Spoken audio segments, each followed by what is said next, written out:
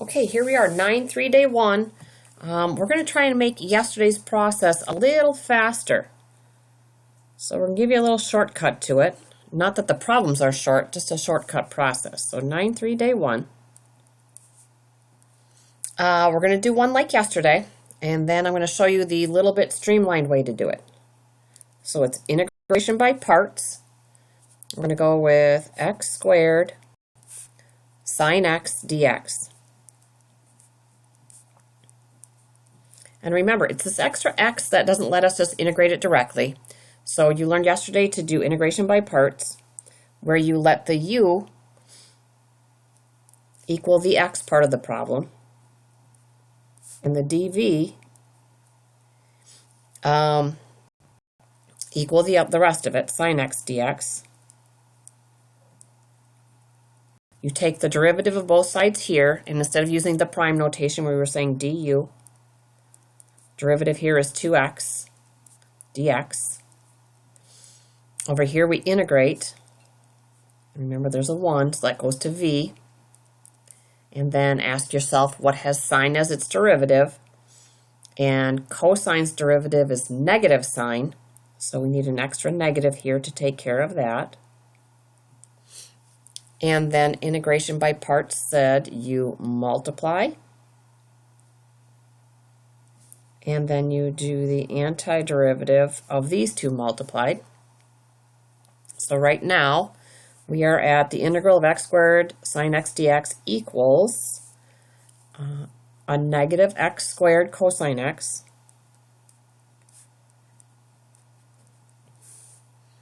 then we will have minus the antiderivative of a negative 2x cosine x.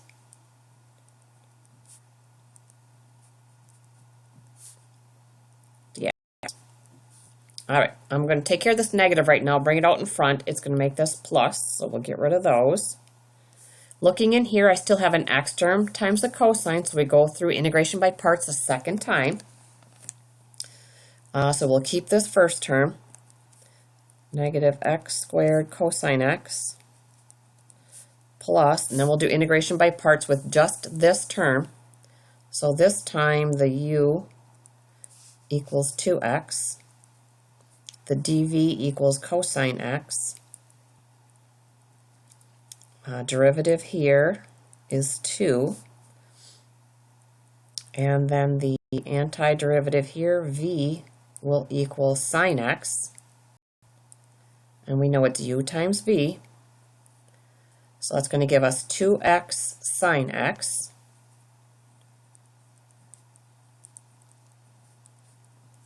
And then we will have the integral of 2 sine x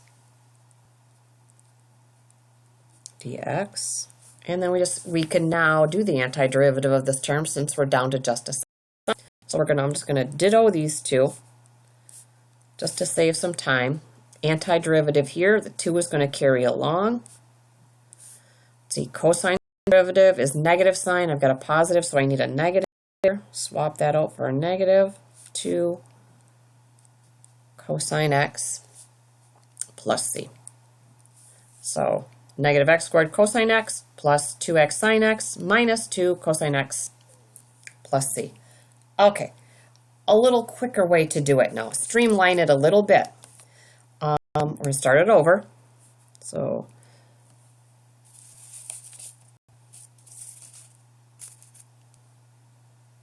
the way we're going to do it, itching my eyeball here, we're going to let the u, so starting over, this is method 2, we're going to let the u be our x squared that we started with, and we're going to let the dv be sine x. Remember, the u we're always doing derivative. So the trick is to just keep doing derivative until you come down to 0. So if I'm going to do the derivative here, I'll come to 2x next. Derivative of 2x is 2. And the derivative of 2 is 0. Over in this column, remember, we're doing antiderivative. And if it helps you, you can put the symbol there, but it's not necessary with the dx over here. But you're always asking yourself, I'm doing antiderivative, so for trig functions, what has sine as its derivative? That'd be negative cosine x.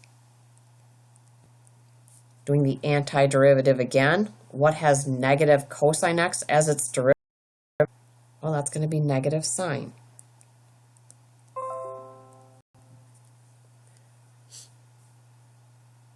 Because sine's derivative is cosine, so I need the negative. And then one more time, what has negative sine as its derivative? That's straight up cosine. So I'm going to stop when I'm even with the 0. Now the way integration by parts works this way with the shortcut, you take your first u term, you multiply it by the first antiderivative, and then you arrow multiply here, and then the last two, there's a horizontal arrow where you do the antiderivative. And the positive negative sign issues rotate through here. So there's a positive 1 multiplier on this first arrow, a negative 1 multiplier on the second arrow, positive 1 multiplier on the third arrow, and that leads to a negative multiplier on the last. And these just alternate, and they stop at the last one, but always start with positive, negative, positive, negative, positive, negative. So our final antiderivative, and it should match the 3 terms we had up here. Our first arrow, we've got a negative x squared cosine x. It's exactly what we had here.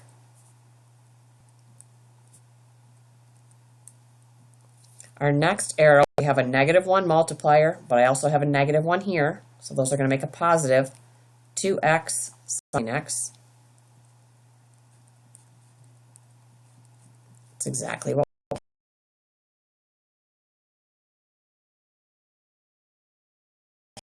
a cosine to cosine x.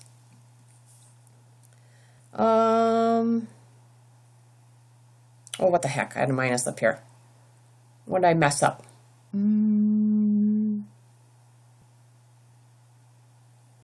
Let's see. Sine goes to cosine.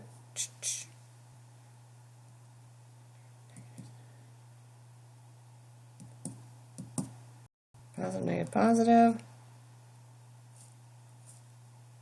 What? Can't find it.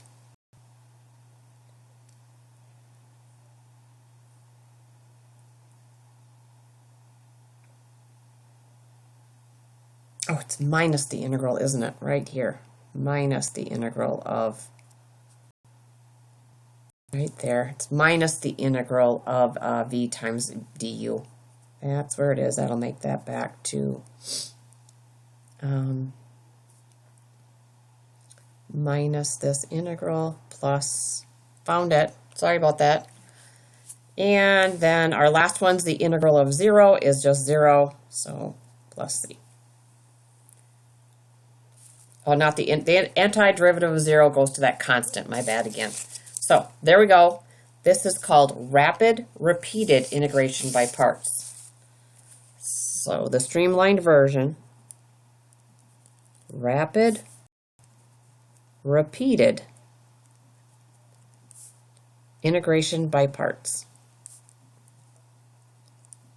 And here's your rules. You choose your u and dv columns.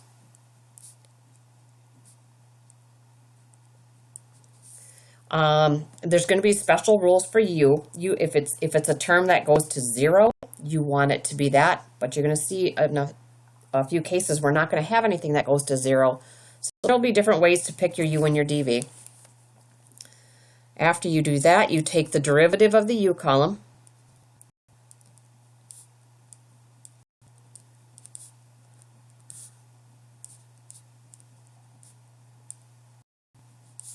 Until you either get to 0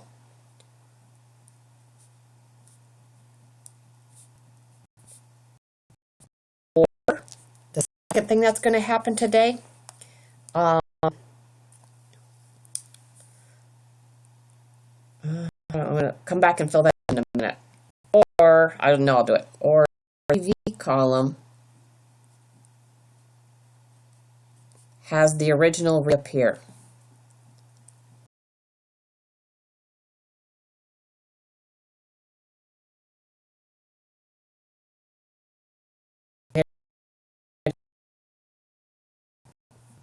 Sorry. So take the derivative or the dv column, when you're doing the antiderivative, do the antiderivative until the original reappears. And I'll talk about that when one shows up. Then you multiply the diagonal.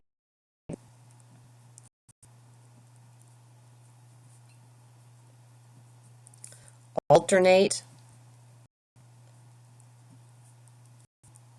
a +1 and -1 multiplier on each diagonal, always starting with the +1.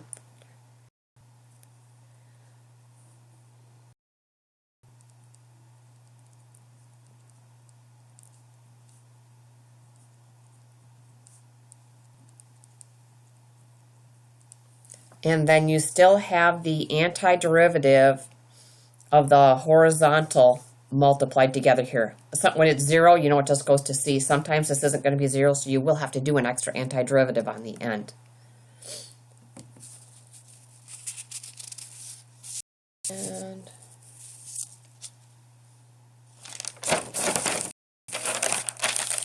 your step 4 is to take the antiderivative of the horizontal row. Okay, let's practice a few. Number 3.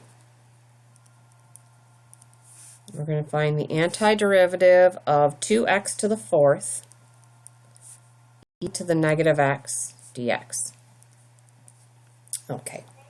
I can see that I have the x to the 4th term. I know that that will make its way to 0, so I'm going to let that term be my u. And then the dv will be the e term. The 2 can be with either one of them. It doesn't really matter. I'm going to keep it with the u. I think it's easier there.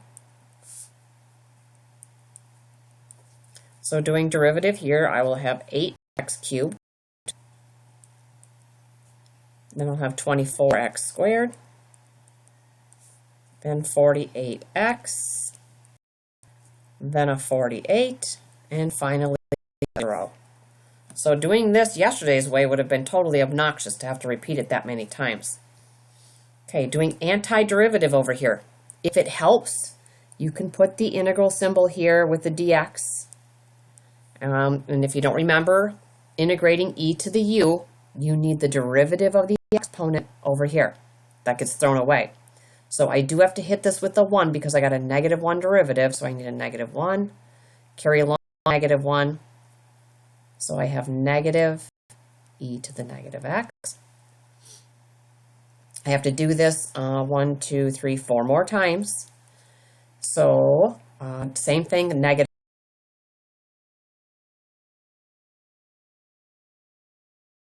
Getting back and forth. And then finishing with negative e to the -x. Okay, now it's all the diagonals. You always start with your first term.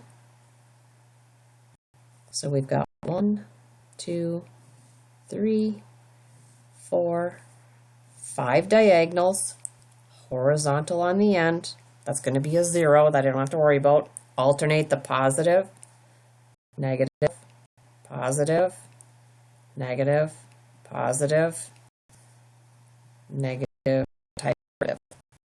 So now we're ready to write our answer.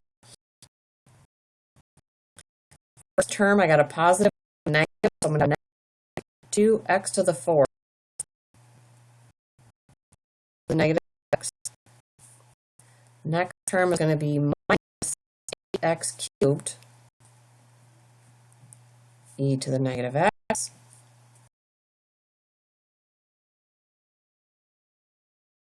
x squared e to the negative x. Next is going to be a negative 48x e to the negative x. Next is negative 48 e to the negative x. And my last one's the antiderivative of 0.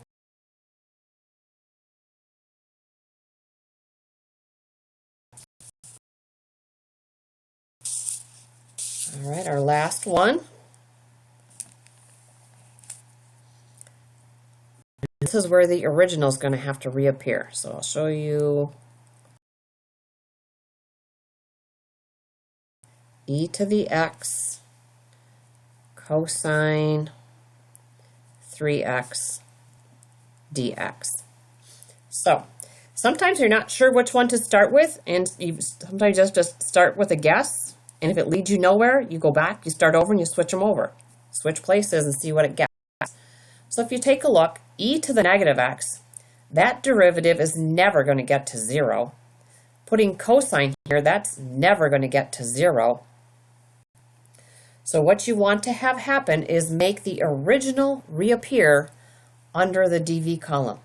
So I'm going to put the e to the x here and the cosine 3x here. So I'm going to keep doing I'm going to start over here this time because I know this is just going to stay the same and I can do it as many times as I need to. Over here, we're going to do antiderivative until cosine reappears. So I don't need exactly this, I just need a cosine to reappear. So I'm going to start over here. I do have an inside. I need a 3 next to my dx. That gets thrown away. So I need a 1/3 out in front. So I'm just going to carry that down. So my antiderivative will be 1/3.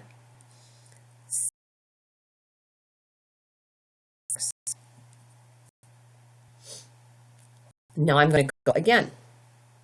I need the same thing. I need but it's sine. What has sine as derivative is going to be a negative cosine. 3. So I need a negative 1/3. That's going to give me negative 1/9. Notice I'm not putting the extra stuff there because I need this answer just like it is. I can't have that extra 1/3 or hit it with the 1 there to mess me up. So I'm keeping it in my head and then multiplying it on. And then cosine 3x. And if you're not sure, take the derivative of this, see if you get this back. So the 1/9 stays. Derivative of cosine is negative sine. Timesing by the 3 is going to bring it back to 1/3. I'm good. So I've got a version of cosine 3x to reappear. I stop. Derivative twice. E to the x, e to the x. So I've got 2 diagonals. This time we do have to take an antiderivative here, or we do have a term here that's not going to zero out. Alternating the positive, negative, positive multipliers. So pay attention to how I'm going to write this out. I'm going to rewrite the original integral. So I've got the integral of e to the x cosine 3x dx. According to rapid repeated integration by parts, it's going to equal 1/3 e to the x sine 3x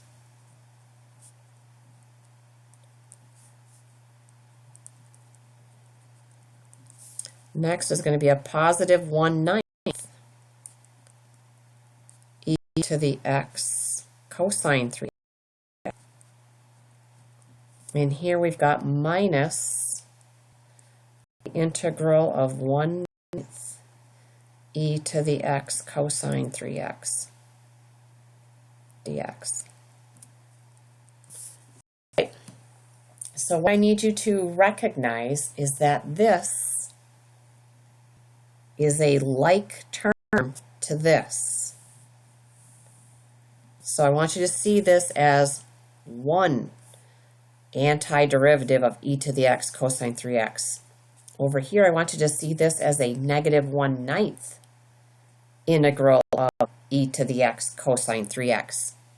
So they are like terms, or like baskets. I've got positive here, negative 1/9 of them here. So I'm going to use algebra and just say I'm going to add 1/9 integral of e to the x cosine 3x dx. Add 1/9 integral of e to the x cosine 3x. So combining, adding 1 to 1/9 of the exact same thing gives me 10/9 integral of e to the x cosine 3x. Over here, I've only got these two terms left. 1/3 e to the x sine 3x plus 1/9 e to the x cosine 3x plus our constant of integration. And the last thing I've got to do now is just get rid of my 10/9. Then I will have the antiderivative of what I was looking for. So our last step is just to multiply by 9/10, multiply by 9/10, and multiply by 9/10. So our final answer is going to be, let's see, that's a 1, that's a 3, 3/10 e to the x sine 3x. Here I'm going to have 1/10 e to the x cosine 3x plus c. Okay, so there's the original. With this, we're still going to spend a couple more days in this section, but that's it today.